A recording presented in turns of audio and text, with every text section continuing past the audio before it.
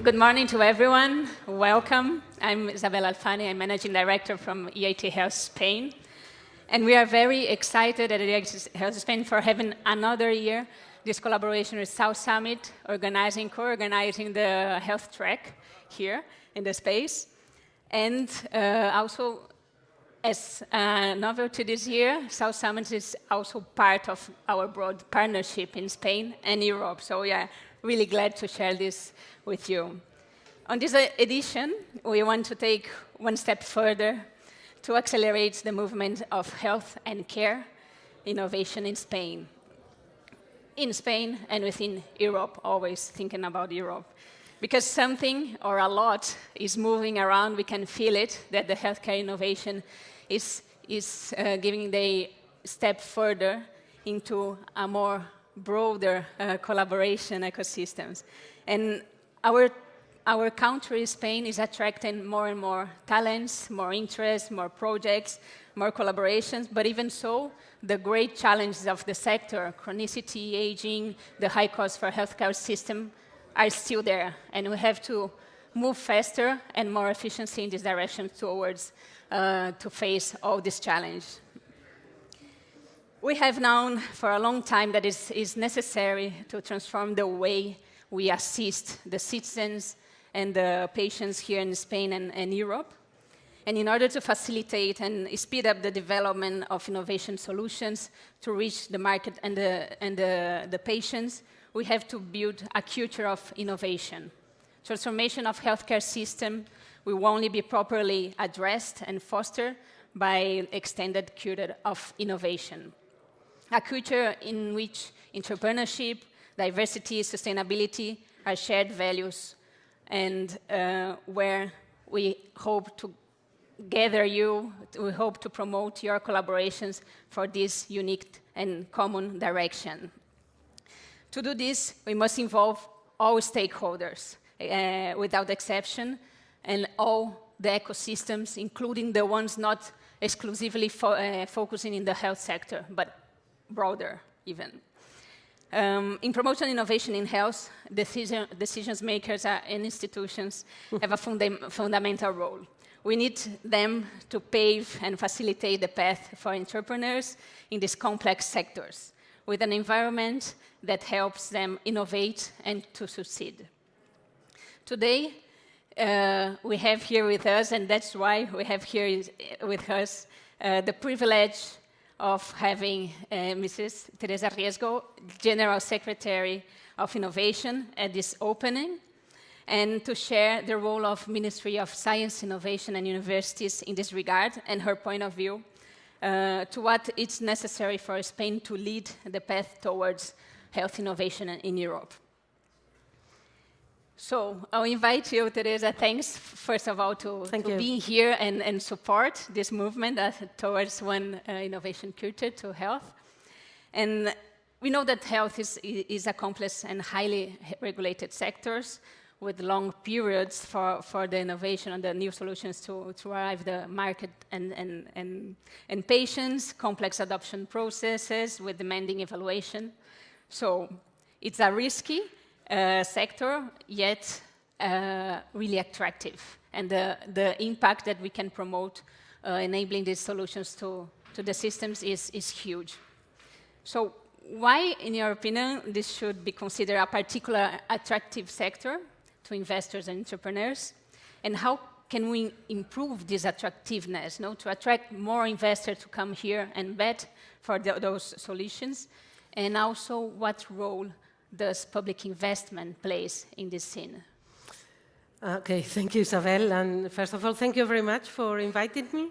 And thank you to EIT Health to be, as I say, with this particular event here in South Summit that is so important for Spain, I mean, for the innovation part of Spain.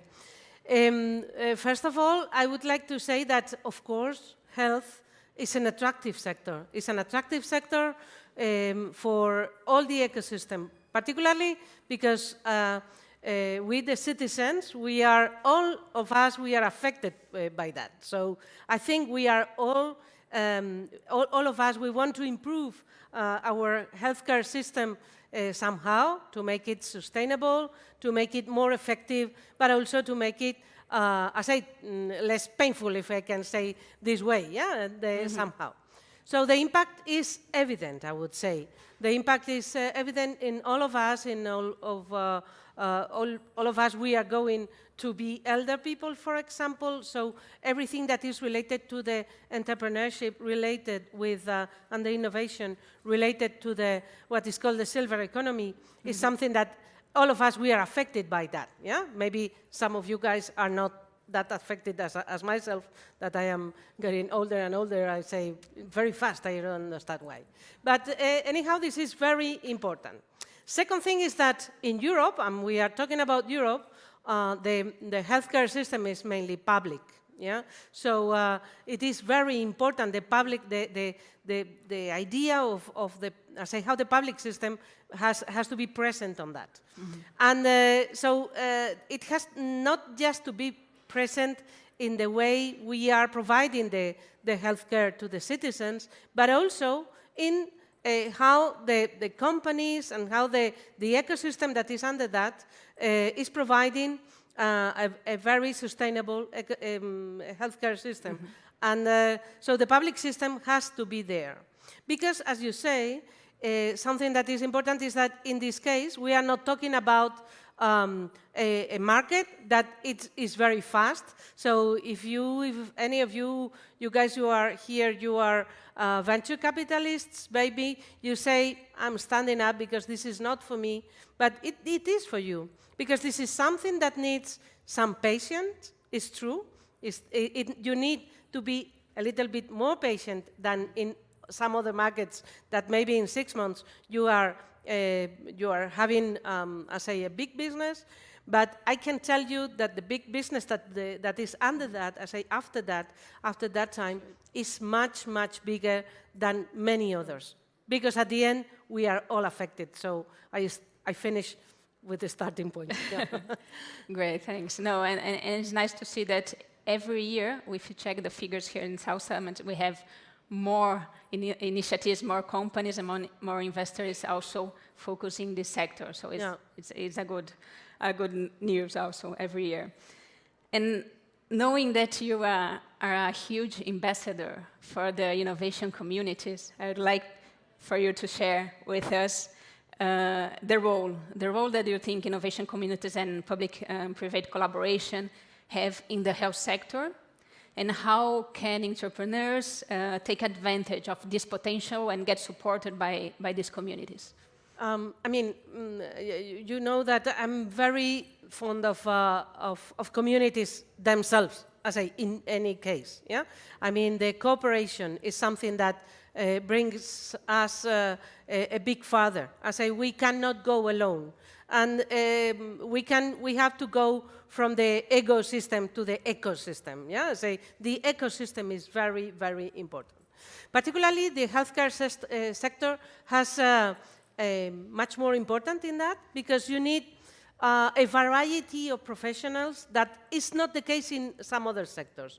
I mean, in this case, you need all the sanitary sector. I mean, medical doctors, nurses, and all the people that are in the clinical part. But also, you have all the scientists that are in the biomedical or biological issues that are, I say, this basic research is also very, very important for advancing in that. You need the entrepreneurs, of course. You need managers, because management is quite complex. But you need also the patient associations. Yes. That is something that is very important. And of course, universities. Universities are normally very much in the middle of these ecosystems, because they provide talent and they have to be updated. So they have to be connected to all this ecosystem. In this sense, you know that I also admire very much the way you are doing in EIT Health, because there's professions that are very different in your, in your community, because you can find not only medical doctors that could be, okay, and medical researchers, okay, we can find that, but also biomedical engineers. You need a lot of engineering there. You need experts in AA, because you need a lot of people working on that, even people in cybersecurity or in nuclear physics, because now there are a lot of nuclear physics in diagnostics or in treatments for some diseases. So you need a lot of variety of professionals, and this is a message for those entrepreneurs that are thinking that I can do it myself. Try not to do it yourself, everything. I say, do it with your colleagues. This is something that is my message normally, because if not, you won't go farther. Yeah. Great. No, yeah, and yeah, we counted a really broad variety of profiles, and it's really interesting to have them all together in the same table, or even discussing something similar to what we are seeing there in the corridors from South Summit, and it's really fruitful. And this is something that we see also with the impacts, with the results that we are gaining from EIT Health, which is only one community. We have more EIT Food, EIT Digital, and so on. So it's really important. If you don't know yet those communities, please check in the webpage and sign in and try to get engaged with the activities. Another is important part or aspect of entrepreneurship, innovation, and this development that we foster is education. Oh, yeah. So in the last meeting that we had in the Alliance for Perte Vanguard Health, which is the initiative of the Next Generation Funds here in Spain focusing health, the creation of a training committee was announced. So what are the big gaps in the sector, both public and private, in terms of training, and how do you think we should address them to generate more innovation here in Spain and abroad? This is very important, because talent is at the end a very important issue for all the topics.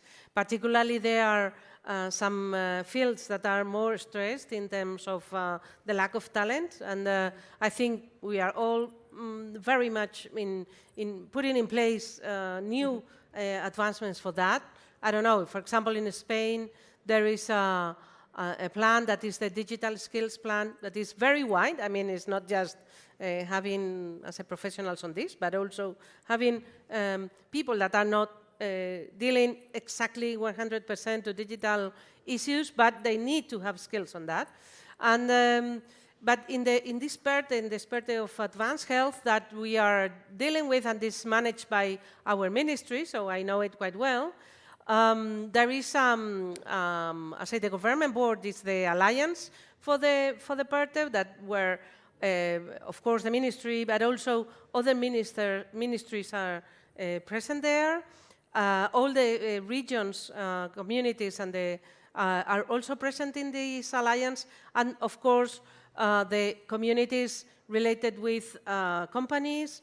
EIT Health is present, for example, but also the patient associations and other industrial associations are there. And in this community and this government board, they decided last week to have a new committee based on training. Yeah, and I would say that training issues now, of course, there's the adequacy or not of the training capabilities that we are given in the official degrees. Yeah, I mean, vocational training or university degrees, but these things have been improved by something that is called micro-credentials, that at least in Spain are called that way. I don't know if this is something that is used everywhere, but this means something that relates with reskilling and upskilling. I mean, there is a medical doctor that needs to use a device that is using an AI algorithm for something, and they need to know something related with that. And this is something that is very well done. I say he or she doesn't need to study a degree in informatics. I said this would be crazy, yeah. But this could be a micro credential that say I have some skills on that, and this is important. But also for a biomedical engineer that needs something, an extra knowledge, or, I don't know, a cancer treatment or something like that, this could be included in these micro-credentials that are putting in place now in the new university law in Spain. It's now in a discussion, and this is very much on the definition of what should be in those micro-credentials in the Spanish university system. And I think it is extremely important because something that I studied when I studied that, it was very, very long time ago, is now totally overcome by a lot of technologies that we can see around. And this is something that we need to know. But this affects not only to technical issues, but also to management issues, to entrepreneurial skills, for example, and things like that, that are also important in this field. So let's see how this commission goes, but okay, we are on the way. No, it's an amazing plan, really necessary for fostering also for everyone to be prepared and conscious for the real needs, right? And to go to the expert, finally, together and to discuss about new ideas. One topic that we are quite sensitive of is that in health sector, women have a broad presence, both at professional level or also at level of informal care. However, we continue to have an important gaps in terms of the incorporation of women in STEM, if we're talking about talent also, from the beginning of the professional developments, or even greater in terms of entrepreneurship and taking lead positions, in companies and in the systems in general. How can we promote female entrepreneurship and innovative leadership among them? Okay, this is a key question, and very complicated, and very important, because you know that there are studies that says that if we could have parity, the global parity, the GDP in Spain would grow something like 20% or something like that. So, and this is a study that is not done by us, it's done by a number of, say, led by Merck and by other big corporates worldwide, I mean, multinational. So it is something to be thought about. Yeah. If you think about in entrepreneurship in Spain, 80% of the startups are started by men, only 20% by women. So we have a problem. Of those 20% that are started by women, something like 20% of them, the CEO is a man. Of those 80% that are started by men, 0% the CEO is a woman. Can you believe that? I say, so you men, you don't trust us? So it's something that you have to think about, yeah? And I think, again, variety and diversity is something very important. We are doing ourselves things like, for example, we have a Neotech call that is done by CDTI, by our innovation agency, that has a particular budget for women, so for companies, and we are talking just in deep tech. No, we are not talking about digital companies and things, but deep tech, and they have to be, we have a reserved budget for women. Yeah. Oh, this is great. Yeah, there's someone there. I'm so sorry. I'm so sorry. Yeah, we got to wrap it up because we got a timetable to follow. Okay. My dear friends, that was such a great session, and those statistics at the end that you mentioned, this is what we're all here to change. So my dear friends, please join me in giving a huge round of applause to Isabel and Teresa. Muchísimas gracias. Wow, fantastic. Thank you.